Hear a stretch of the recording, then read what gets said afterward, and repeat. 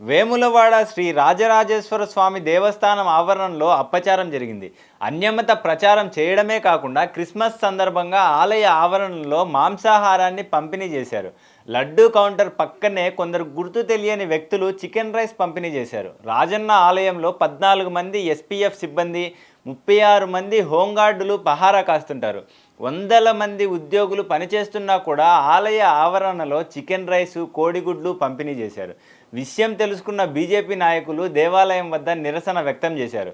ఆలయ పరిసరాల్లోకి మాంసాహారం తీసుకువెళ్లొద్దనే నిబంధనలు ఉన్నప్పటికీ వాటికి విరుద్ధంగా ప్రధాన ఆలయం సమీపంలోకి వెళ్లి మాంసాహారంతో కూడిన ఆహారం పంపిణీ చేశారని హిందూ సంఘాలు తీవ్ర ఆగ్రహం వ్యక్తం చేశాయి.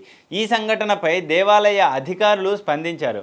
చికెన్ రైస్ ప్యాకెట్లు పంపిణీ చేసిన వారిని గుర్తించే పనిలో ఉన్నారు. దేవాలయ ప్రాంగణంలో అన్యమత ప్రచారం జరుగుతున్నా కూడా ఆలయ అధికారులు చర్యలు తీసుకోవడం లేదనే విమర్శలు ఉన్నాయి.